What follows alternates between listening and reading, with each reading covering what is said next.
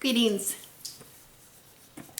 Many of us are still in quarantine in our homes, and we have maybe done what we can do to stock up our cupboards, and I thought this would be a really great time since we're stocking up our food cupboards. We should be stocking up our witches cupboards as well, as much as we can, because a lot of the tools, remember, that we use in our practice are made from things that we have around the house. That all it takes is a little bit of our attention to turn them from plain ordinary items into magical items, tools that we can use in our spell work and in our protection, just our everyday life as witches. So I thought this would be a great time. I'm going to do a little short series here, a couple of videos.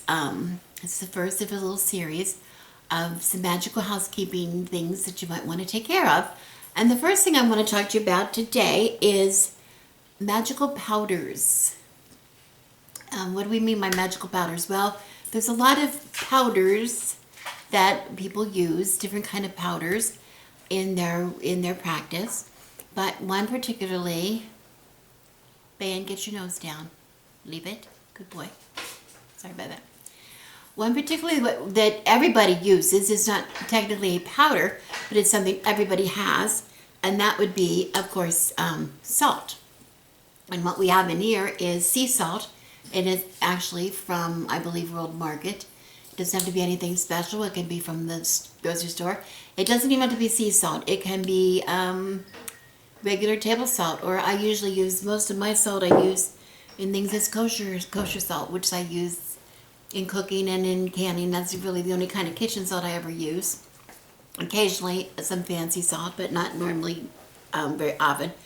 But anyway, and salt can be used on its own. People know about that. We use it for purification. We use it for protection.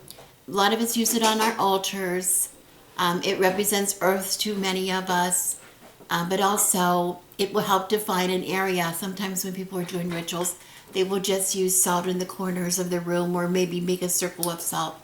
And that's very commonly used. And that's not what we're talking about today, but that's something that you can always use in place of anything else that I'm going to talk about today. It has a lot of properties, and you can always add things to it. You can add some, if you want special, the salt to do a special thing for you. What do you want it to do for you? If you want to include it in some kind of spell work, where you want to maybe give somebody a kick in the pants kind of spell work, you can charge it up. You can heat it up a little bit by adding like pepper, hot pepper to it, or black pepper to it, or if you want something to be quickly, you can make cinnamon, add some cinnamon in your salt. If you want it to be extra protection salt, you might want to add something like rosemary, or something that you use like that for protection, dragon's blood. Mix it in with your salt and then use it for whatever your intention is. Okay, so that's aside. We're not going to talk anymore about just regular salt.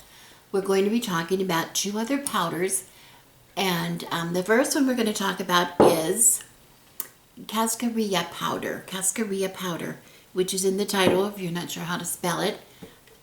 It is named, the name I think comes from, it's an actual plant.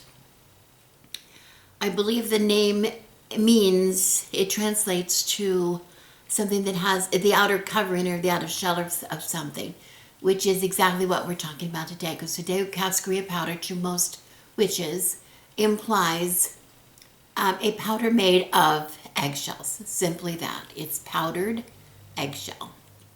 Which, this is what I'm saying. This is a really good one for right now that you can make because, excuse me, not an excuse to take a drink.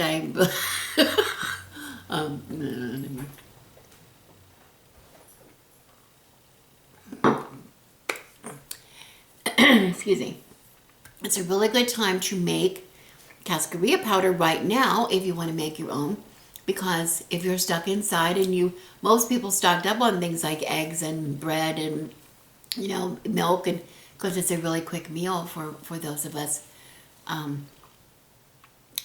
who are home and not eating out. So it's at hand, and you can use, of course, the eggshells that you get from the grocery store. Now I want to make a little. You have to excuse me. You have to excuse me right now because think about, just consider what the intent of the Cascarilla powder is going to be for. Cascarilla powder is a number one protection, cleansing and protection powder. It's very, very important. I mean, it's very, very powerful for both of those things. It works in a positive manner for you. It works in a good, it's a good protection, a really strong, good protection. If you're going to make it out of eggs that come from the grocery store, one thing you might want to consider is what was the condition of the egg, of the chickens when they were laying the eggs. Were the chickens treated well? Were the chickens, you can get really cheap eggs at a grocery store, but a lot of them are laid from chickens who never, ever, ever see outside at all. They don't ever have their feet on the ground at all. They are in cages. They're force fed in order to, produce and to grow and make their eggs. They're given all kinds of treatments, and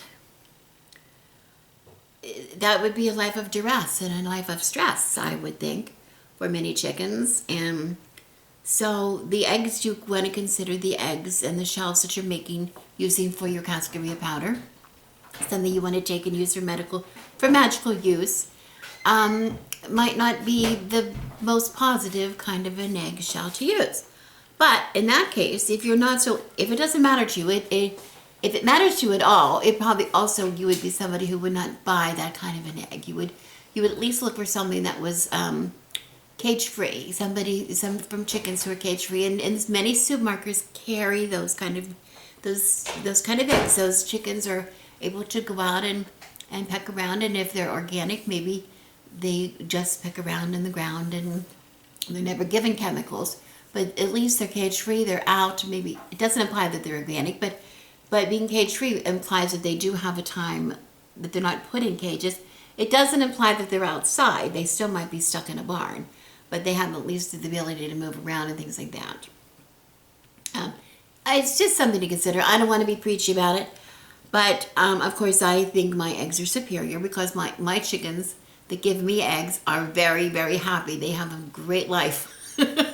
They have a better life than most chickens because they have beautiful little homes to live in a nice little yard in Southern California, and they are spoiled to pieces. They are fed only organic foods, either what we get organic feed or from our organic garden, and there's no pesticides or no bugs in the grass that they would munch on. The bugs down in there are all little organic bugs.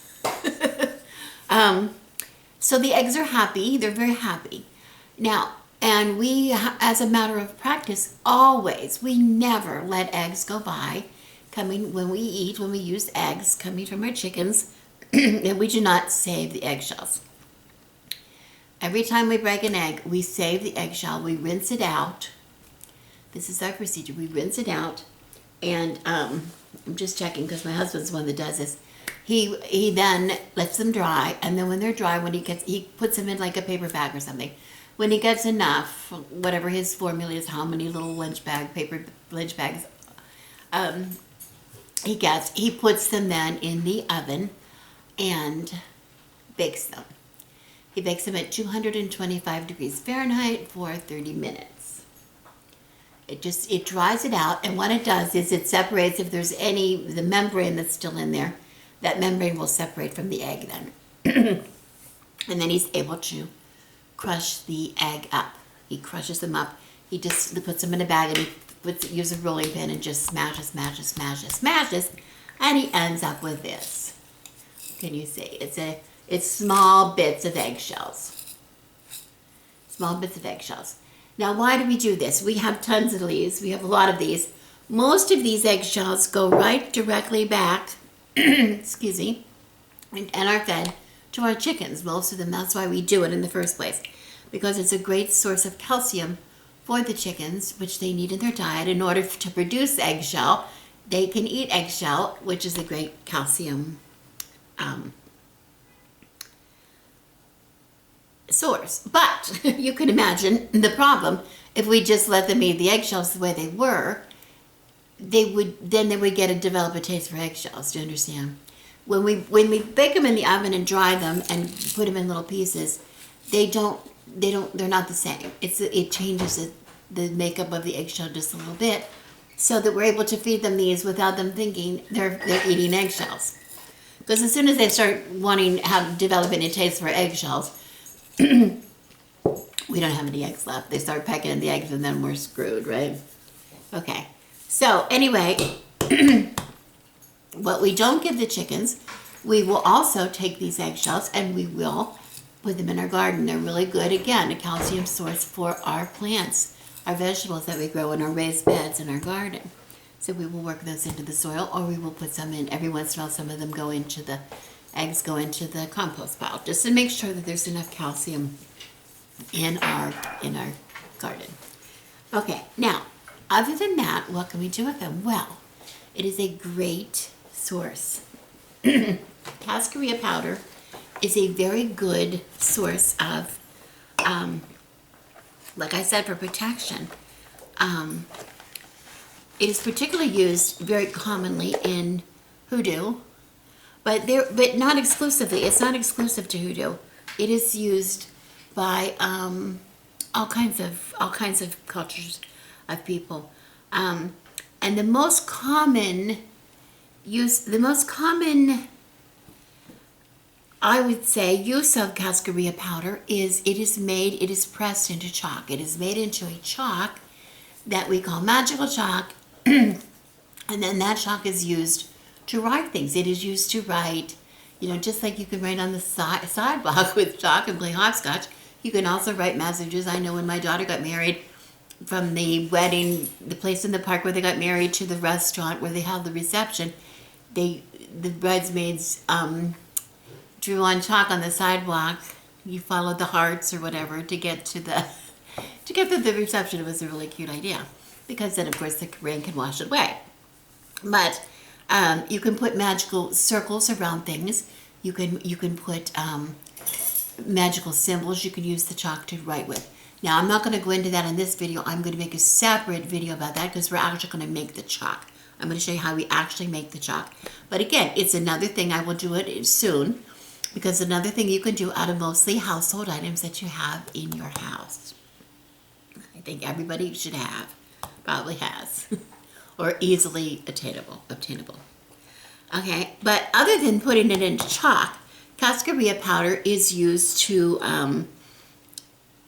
some people put it in a bath, a ritual bath, to remove negativity from themselves. They sometimes put it in the bucket of water that they're washing, scrub a floor. It's a good way, again, to remove negativity, but also when you move into a new space, to cleanse the house before you go in, cleanse the floor, and take any negative energy that's been there from the people that lived there before you. Also to remove any negative spirits that are still in the house. It's a really good way to, some people use it as a dust on their body. They'll put it on their faces, they'll put it on their hands. It's really good if you have to use your hands to shake hands with a lot of people. You don't want to pick up their ickiness. It's a very fine dust, and I'm going to show you how fine it can be in just a minute here. And then, but it's not the kind of thing, it's not going to protect you from the coronavirus. Don't put it on you when you go to the grocery store. That's not going to protect you. It's not that kind of a protection. It's not going to keep germs off of you or disease off of you. It's not for that kind of thing. Also, you can put it into things, not just into chalk, making chalk, but you can also put it into things such as when you make candles, or when you make soap, or when you make incense, to spread the protection. Like a soap, it would be to, of course, when you're bathing. Incense, of course, to spread the protection around you, or in candles, a good same thing. So it's a really cool thing to have, and it can be done very simply. As I said, we got this much. He had it in like a zippy bag. After he baked the eggshells, he put them in a zippy bag, and took a rolling pin and just smashes them until it gets them into little particles. And then I take the little particles and I grind them up in a mortar and pestle, or you can either do it with a mortar and pestle or you can do it in a spice grinder. And I'm going to turn the camera around in just a minute and show you that, because I want you to see the difference in what it looks like. Okay. But before I do that, while I still have the camera set up this way, the second thing we're going to be talking about is black salt or witch's salt. And that's, again, taking this salt that everybody has in their house, whether it be sea salt, whether it be kosher salt, or just table salt, or Himalayan salt, or volcanic salt, whatever kind of salt you have, and making that into a very strong protection salt. Now, what's the difference between something like that and something like Cascarilla powder? Well, I will tell you when we get to it. But it's basically the way I want to think about it. If I want to compare the two, Cascarilla powder is more of it's a good protection. It's like smudging with sage, cleaning things with sage. It's not going to take care of really horrible. Sage isn't going to protect you really. It's not enough to protect you from people that mean you harm, or unwanted spirits so much. It really just takes care of general negativity, But if you want to pull out the big guns, then we're going to talk about something bigger. And that's what we get with black salt. Black salt is very powerful, called witch's salt, because it is salt combined with a few other things, which we're going to talk about in the second half of this video, that makes something that can protect you from a gossip or jealousy. It can be negative things, or unwanted spirits, or you can use it to banish. You can use it to break hexes, or when you're making hex. It's very, very strong. It's not to be taken lightly. And you can add, depending on what you add to it, it can be used for different things, okay? So it's like the big guns. It's like you only would use that when you really mean business, okay? It's usually for a specific thing. But again, it's the same kind of a way that you could use salt, or that you could use Cascarilla powder by spreading it, or by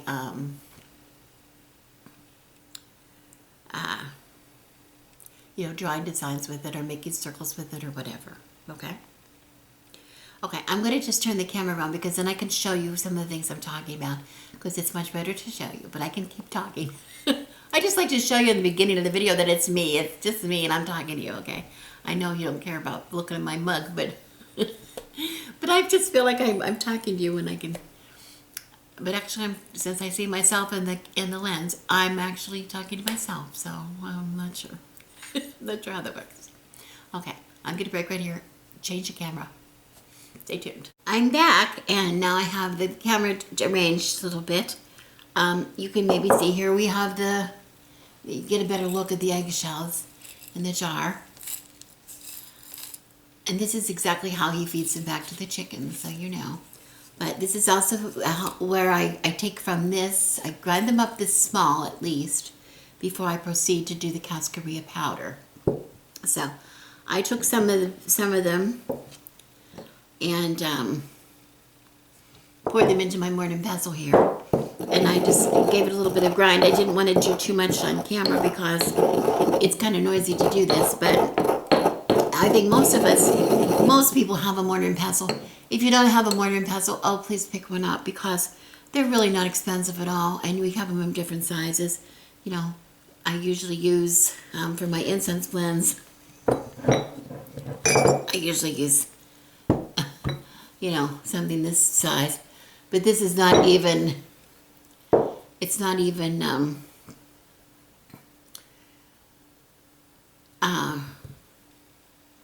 this is not the biggest they come. They come much bigger than this.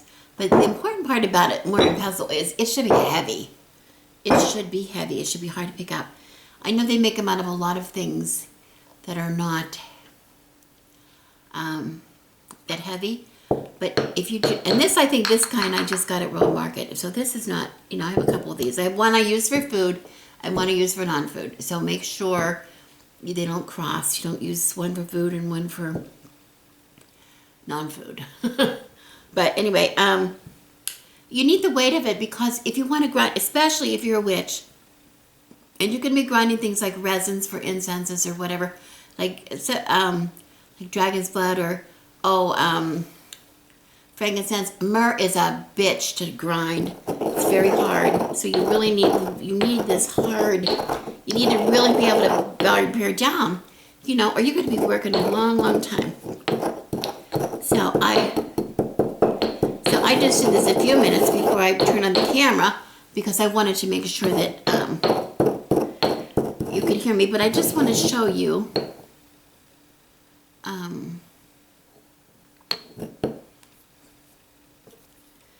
how fine I'm able to get it. Can you see this? With a mortar and pestle, and this isn't working too hard, so I can get it pretty fine. You see that? And I didn't work on it too much, so it's quite possible to do that. Okay, and this is very usable the way it is. It doesn't have to be much. It doesn't have to be finer than that. But most people, when they think of Cascarilla powder, and if you would buy it from like a hoodoo shop or something, it's very much a powder. And if you want it very, very powdered, you could maybe try it in a blender. I don't know. I wouldn't put it in my blender because I don't know. I don't know. I've never used my blender for anything, but I do have some of these old coffee grinders. And this one that I have is something that I use for things that are really, really hard to grind up by this. Like some of the woods that I use in my incense blends are just impossible. One thing that's impossible for me to grind in a mortar and pestle, I'm not kidding, is clove. Clove I use it for clove all the time. Things like that. So, but this is one that I just use I have it marked dying because a piece of tape, I mark them really, I don't think you can see it. But it says dying on the across there. Because this is what I use for grinding my stuff, my plants and things that I'm going to use for dyeing. And it means there's no food to use in here. Now, if you're going to still use it for coffee, you can't use coffee. Once you use it for coffee, it's going to be coffee. Because once something smells like coffee, it always smells like coffee. So if you're going to grind coffee beans at the same time, I would have a completely separate one. But you can pick these up really cheap at a yard sale. People are getting rid of them. Both of mine I got that way. This one even has it a little bit broken here on the top. And this one I want to show you. The thing is broken off of it. Or one of the blades. I think one of the blades inside. There's 3 blades inside and one of them is missing. But it still works really well. And I was able to get in this. I didn't want to turn this on in the camera. This is very loud. But this was just with a little bit of a waz, as Jamie Oliver says. Very fine powder. I'm going to dump it in here so you can see it. And it really...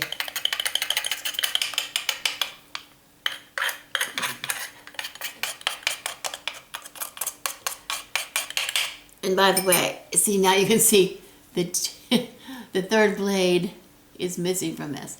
So I'm down to 2 blades, but it really works really well. That whole piece is broken off. But anyway, but you can see how it sort of flew everywhere when I was getting this powder out, how fine it is, how ultra fine. And that's really what we want, as fine as we can get it. If we're going to use it, it's dusty, It goes up, see it going up in the air. Do you see that? Oh, that's so cool. People use this for all kinds of things. If you're going to put powder your hands, you see, I just powdered my hands with it. It's just so light, you hardly even know it's there. People would never know it was there if you went to shake their hand. Somebody you didn't like, you go to shake their hand. How are you? Give them to see your handshake. And all the while, you're protected. It's kind of funny. But anyway, this is the way we want it if we want to make chalk out of it. So if you want to make some ahead of time and get ready to make chalk with me, you can do it. But of course, you can do it in here too. You can do it in here too. You just have to work it a little bit. And if you're going to do it all in a mortar and pestle, I would say use a little bit at a time. Don't fill it with eggshells, or it'll just take you too long to. It's much easier to grind a small amount at a time, because it's contact between the mortar and the pestle that's what breaks it down.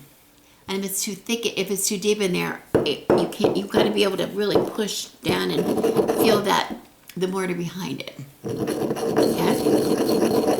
So anyway, that's that. So we're going to talk. Like I said, this video is right now for Cascarilla powder. This is the end product. This is the end product. I would just put this in an envelope or in a little jar and put a top on it, and I would keep that and use that for all kinds of things. You can actually use it, pinch it in your finger and, make a circle, or make a circle protection, or you can make it and make a sigil, whatever kind of sigil, what kind of, magical symbol you want to make. You want to mark if you want to. This is really good that way. So it's ready to go the way it is. And of course, mine is not white, pure white, because my eggs are different colors from my chickens, right? They lay different eggs. Most of them lay brown eggs, or some lay a blue or a green egg. So, although I think we got like a pinkish one today. I'm not sure. I don't know who laid that one, but anyway, it's not going to be pure white, but it doesn't matter. It does not matter in the least. So this is what we would call Cascarilla powder. You see how simple that was? Anybody can make that, right? And I will offer this in my shop too, a little package of this. If somebody does not have access to eggs, maybe you're vegan or something, you don't eat eggs. So I will offer it. I will offer this in my shop. But this is something really anybody can make, right? Okay. So I'm going to just, I'm going to reset here, and then we're going to talk. I'm going to show you how to do the black salt. The black salt is totally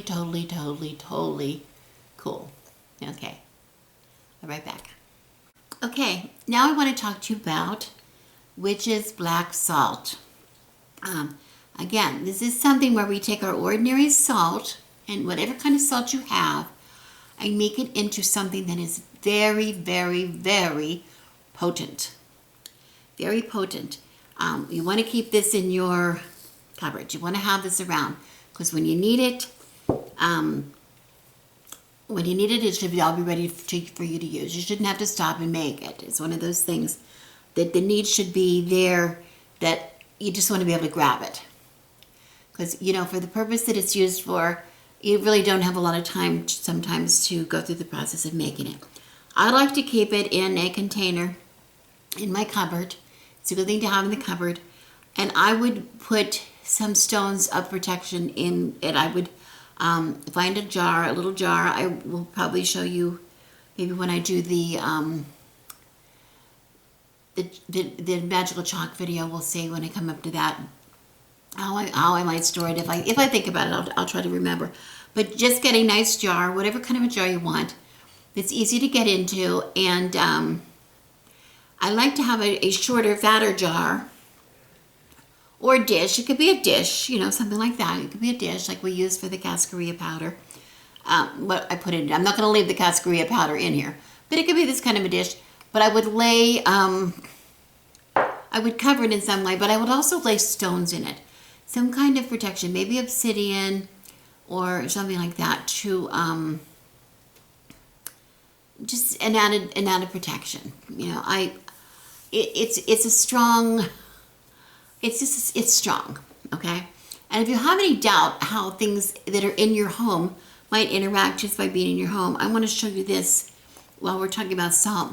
This is salt that I believe, I can't be sure because this could be some special salt, but I really believe this salt it started out like this. And now look at the color. It's gray. It was white and now it's gray. And it got gray by absorbing things that were in the air. It absorbed smoke that was in the air. We live on an alley here, I told you that. We live in our backyard. On the other side of our back wall is an alley where trucks go through all the day. And my windows are always open, so I get dirt. Really a lot of dirt in my house. This could just be, it could be from that. I'm not sure what it is. But anyway, it has absorbed a lot of stuff. So it has gone from this color to this. So that's why when you want to make something that's very magical to you, such as this kind of a protection salt, you want to keep it in a safe place. You want to keep it out of, you don't want anything messing with it, okay? Now, there's nothing wrong with this salt for this purpose. As a matter of fact, I think this salt I'm going to use within this recipe. I think this is going to serve me a purpose. If I take this salt and put it in use for my own intention, I think it's something that would serve me very well. Because some of the things that I mix into this salt, I have here in front of me, and there are things, again, that everybody has. This stuff you can have around your house. First of all, the major ingredient, of course, is salt. So we're going to add some salt. And I'm going to be doing that in a minute. I'm going to be mixing it up. But right now, I want to take, how are we going to make it black? Because it is black. It doesn't have to be black in color. It implies that it's darker and stuff has been added to it. And black is just the color. But some people do like it to be completely black. And so they will take that salt and they will even use food coloring on the salt, which I would never do that. That's something artificial. And it doesn't matter that it's not pure black, but of course that's something you can do if it's important to you. But I would never use that. But instead, one thing that goes in it that's very good to help making it black is one of these, which everybody knows what these are. These are charcoal discs, which you know, if you have seen my cupboard on burningthecrone.com, this is what I burn all of my incense blends on. I burn them most of them in a cauldron. I fill with sand, and I stick that that charcoal disc on the top, and I light it, and I sprinkle my incense powder on that. And as it burns, well, we're going to talk about that in a minute. But anyway, so I'm going to take one of these charcoal discs, and I'm going to break it up, and I'm going to put it into a mortar and pestle, and I do into my mortar here, crumble it up. And look how black it is. I think this is going to be plenty black. And we're going to grind that up and use that to color my and look at that, how I'm done already. How much. This is a great use. You know, if you buy packs of these charcoal discs like I do, they come foil wrapped, but you know what? If you don't use them real often, I buy them in big boxes of them. If you don't use them real often, they really get dry and they don't seal it too well. So this is a good, look how nice that is, how powdered. It just powdered up so nicely. Okay, so I'm going to take the salt that I had. Did I finish my sentence? I'm not sure. It's a good use for old charcoal discs that don't work too well to burn incense, but you still have them around. Don't throw them away. Break them up and use it in your black salt. So here we have some, and if you don't have any of those, you can use, everybody has regular, probably charcoal briquettes of some kind that you use for the barbecue. Or if you have a fireplace like I do, you can pull a piece of old charred wood charcoal. You probably make your own charcoal that way if you burn wood fires in your fireplace, and you can use that to blacken your salt. So I'm going to take this salt that is sort of gray, and I'm going to mix it in. Oh, there's a piece of Betty White. Betty White's hair is everywhere in my house. Actually, there's a whole lot of Betty White hair. Betty White, shh, get down, get down. While I'm talking, Betty White, shh, get down. She's up behind me trying to steal my dinner, which is cooking behind me. And I'm going to add a little more salt to this because I want a little bigger batch. So I'm going to add some of my regular pure white sea salt, so you can see that I'm doing that. And mix that in. I'm mixing it up, and then I'm also going to take the pestle and I'm going to go back and I'm going to grind that up a little bit because I want it a little finer. I want it to be more like a powder than that coarse sea salt. It doesn't have to be real fine because this I'm not going to make into chalk, but I really want it to be one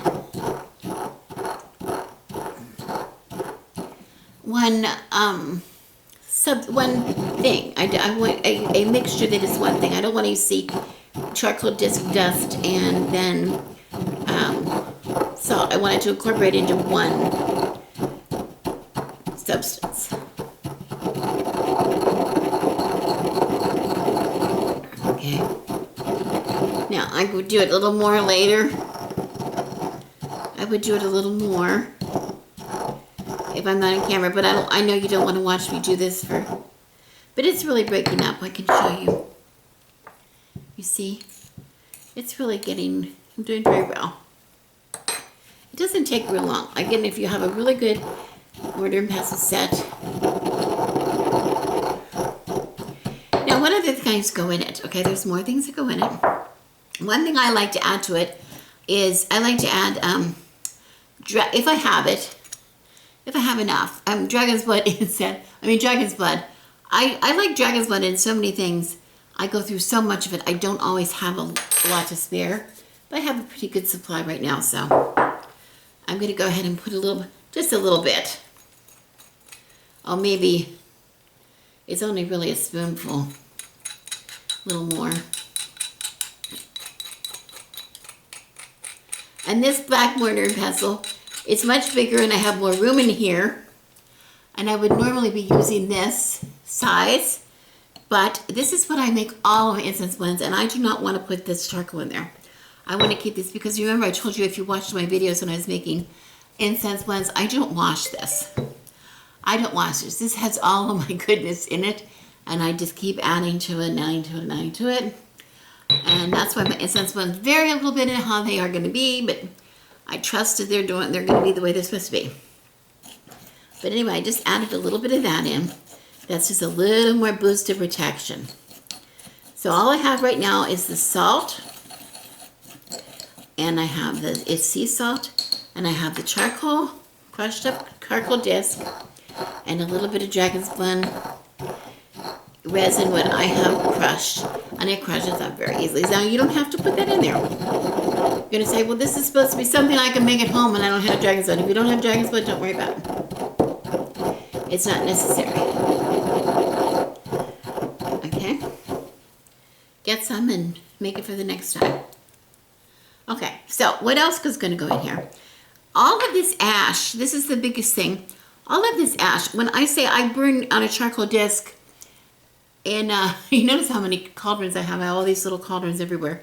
I use them for so many things on all my altars and things. But after the charcoal disc has been taken out, there's the ash that was left behind from the incense, burning the incense. And I take that, and that's something that I would put in. You know, ash in itself is very protective. If you saw some of my videos in the past, where I talk about the protection, the barrier we put around, my husband actually does it around our property he does it, several times a year, but he goes around, he takes the ash from our hearth fire, from our fireplace, from our fire pit, and from our cooking fire out in the outdoor kitchen, and he spreads that protective ash all around the property.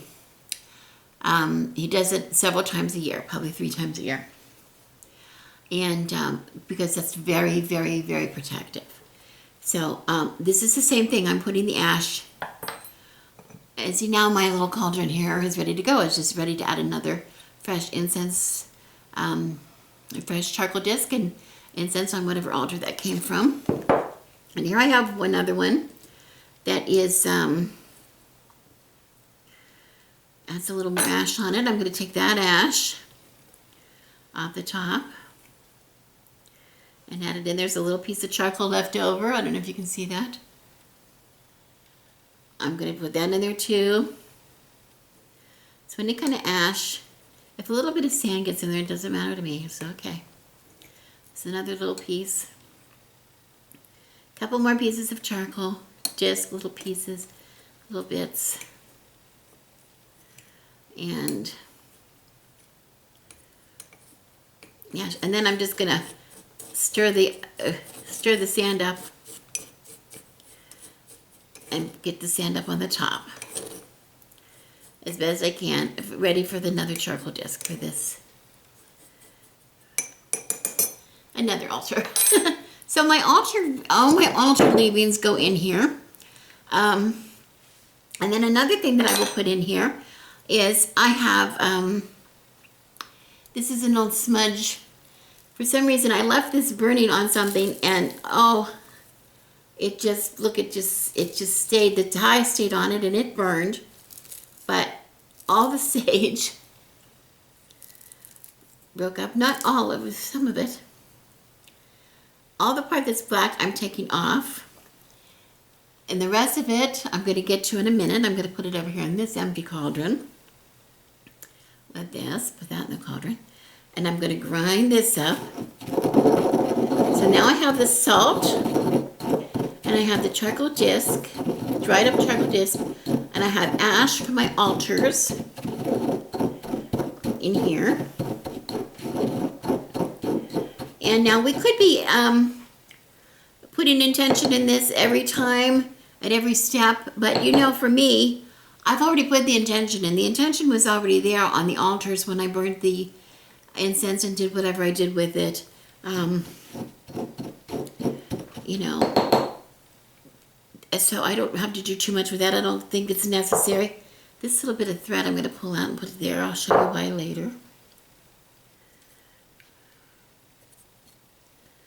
We're going to use it, but right now it's going to go in there.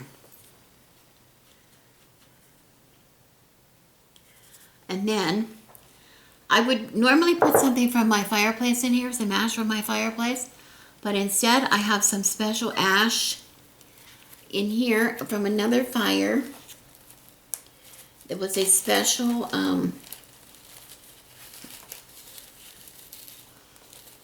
that was saved from a ceremonial fire that we had at a ritual, which is very protective fire. And I'm going to add that. We saved that. I'm going to save all that in there.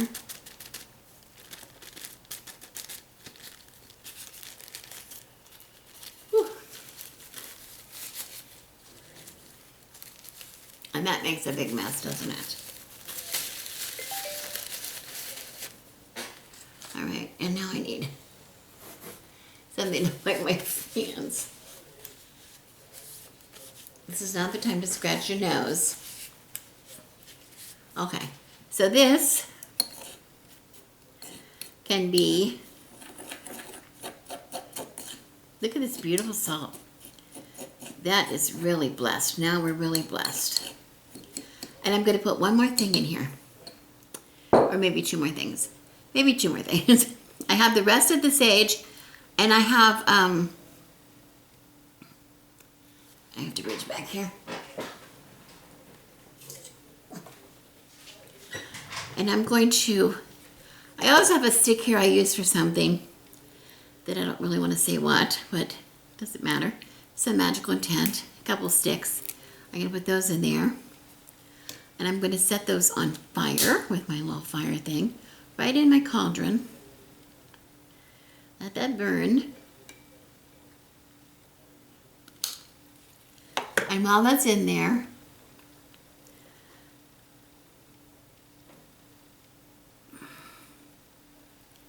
I'm also going to try to burn up this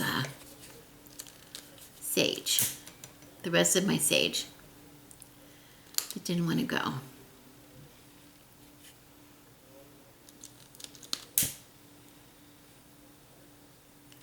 And boy, does that smell good.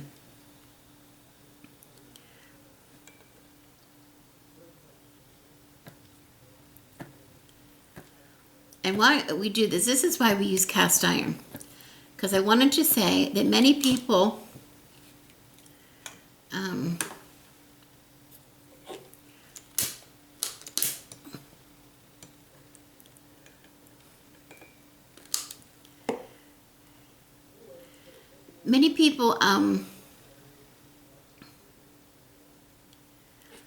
scrape the cast iron that they use all the time. They scrape it out and get all the leavings in the cast iron. Well, I would do that. I cook with cast iron all the time, and I have really beautifully seasoned pots. I'm not going to be scraping those with anything.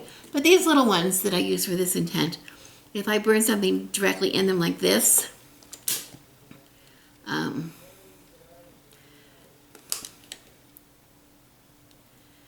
see, it just wants to smolder. I'm going to try to take it apart. I'm going to try to take it apart now that the rope has come off of it, and try to burn that.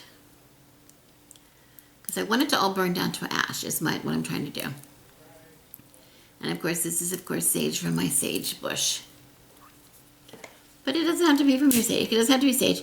But we use sage to cleanse all the time and to smudge. So this is a real good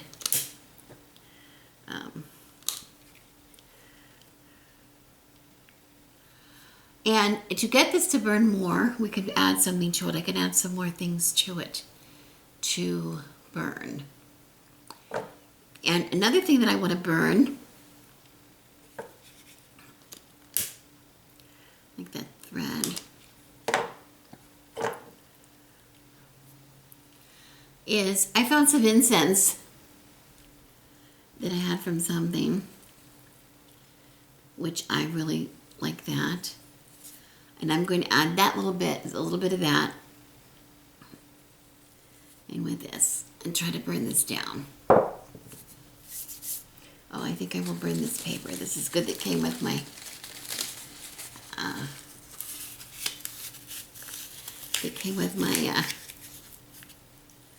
ashes. Okay, that holds the intent of what the ashes were for in it. You know, when you burn paper, when you try to burn paper, it doesn't want to burn, but if you don't want to burn it, it's so easily burned.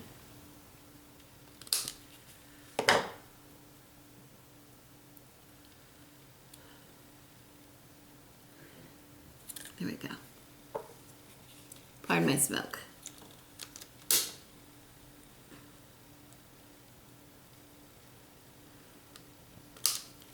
Now we're cooking.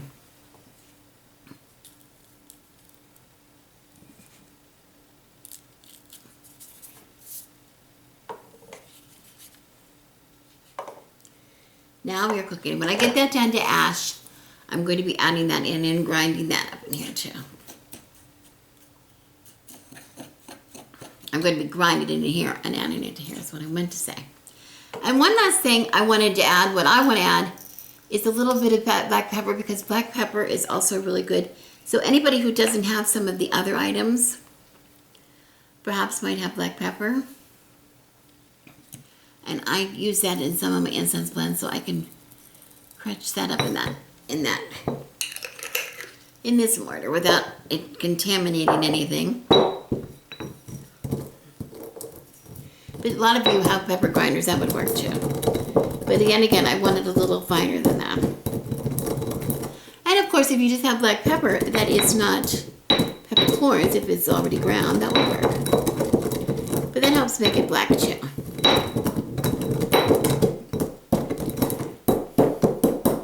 But remember, it's a suggestion of black darkened rather than just being the actual black. It's not going to be as black as we might think it's going to be.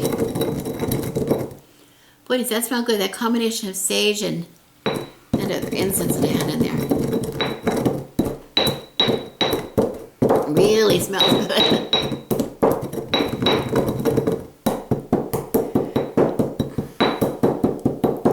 Now I can imagine a lot of you who don't like noise are of a mind to hit dislike, because I get a lot of people complaining about noise. I want to say the last video I put up, one of the last ones, I think it was the one I made on, when I was talking about trimming my taro deck. I had some people complaining about that the first half, when I shot the first half of that, my husband was outside cutting up firewood with an axe, and that was too noisy for certain people. And the next day, he was sitting at the table with me, and he was working. People didn't like that. I had people complaining about my water fountain outside, or my wind chimes, or, you know, noise is a part of life. Can't let it bother you. Okay, I just ground it up. Ooh, it's gonna make me sneeze. Ground that up, just like I would grind up in a pepper, and I don't know how many it is. It doesn't matter how many it is. It's just how many I felt like putting in. It's all what you think. What you think. What you feel at the time. Whatever you have or whatever you want to put in. That's the exact perfect amount. Okay, so we're all ready to go with this, except for my fire kind of went out on my paper.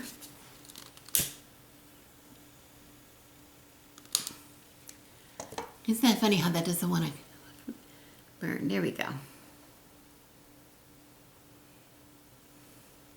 Now remember, this is what we do with any kind of, often when we're using it for spell work or whatever, we write our intention on a piece of paper, and often I will burn that in the candle that I'm using as a part of the spell. Those bits of ash are really important. You keep those. If you just keep yourself a little jar, some kind of little jar, and start collecting your waste from your altars, like your ash or your bits of, burned up incense or whatever it is, those kind of things. Those are magical. You use them in some kind of magical situation, either on your altar or in a spell or whatever, and it's really good to use them. It's really good to, keep using them until they're gone. So this is an excellent use for something like that. And then when you get enough, make yourself some salt. Make yourself some black salt, okay? I just want to go a little further so this goes enough so that you can see. I get those sticks to burn. Isn't that funny? Like sticks, you think sticks would burn.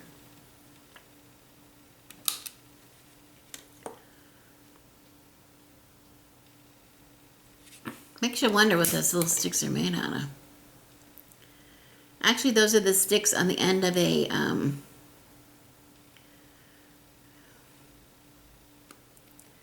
well, I'm not sure what they are. I was going to say I thought they were the ends of the sticks at the end of, like stick incense, but I don't think so. I was using them to stir some oils when I made some oils.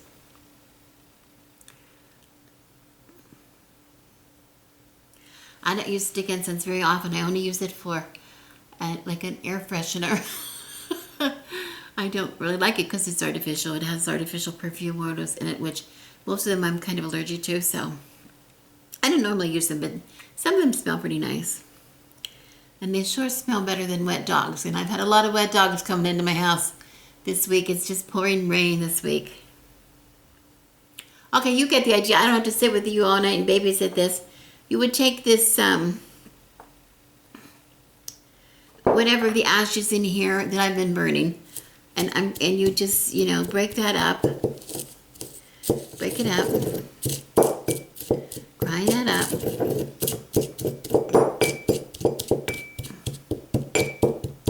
Some of it needs to burn some more. So I really need to put something more on there to burn it. Let me get a piece of paper.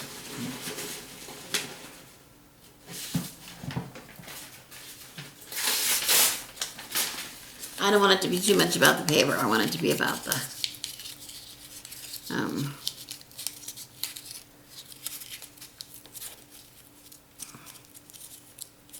but I really want it to be ash. It's much easier for you to see if it's really burned.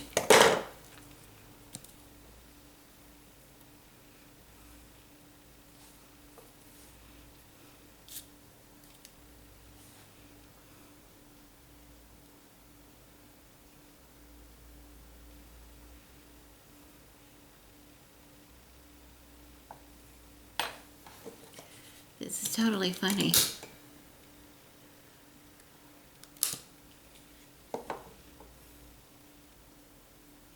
I feel like a pyromaniac.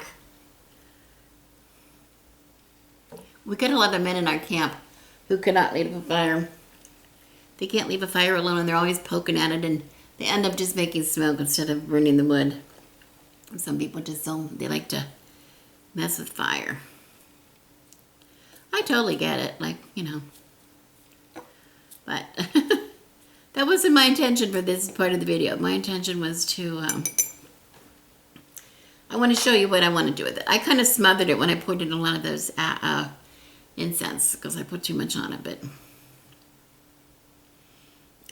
meanwhile, I can just grind this down more.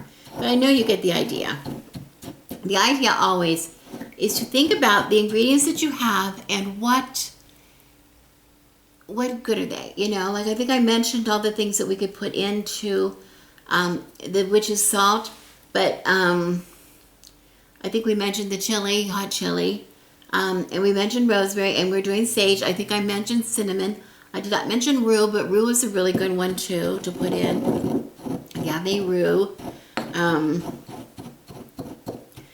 But again, you don't have to put anything. Basically, it is salt. It usually contains salt. It would contain something to blacken it, such as charcoal or something like that.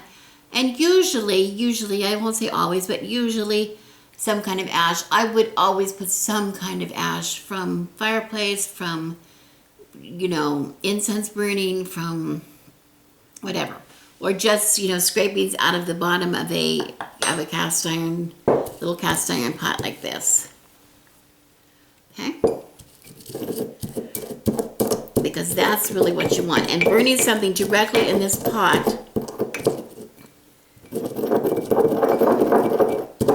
that's what we want. So I will continue to break this up, but in the meantime, I will show you that I will get some of that. It's really good and powdered, and it will apply to here. See, I still have some stick in here that I want to do, but I want to make this a really long video, but you get the idea. I would scrape all of that into here, and then this again, put in some kind of a jar, some kind of a container that you can cover, but before I cover it, I would lay maybe something on there to protect it, like some kind of crystal, like a protective crystal if you had it, like, obsidian is really a good one, black obsidian, snowflake obsidian would work. Something like that. Okay? Alrighty. Thank you for watching. I hope this was a little bit helpful or a little bit interesting or whatever. Anyway, if you use black salt or you use Cascarilla powder or you make it after watching the video, I'd love to hear all about it. So thank you for watching, and as always, I'm Rebecca, and I wish you blessings.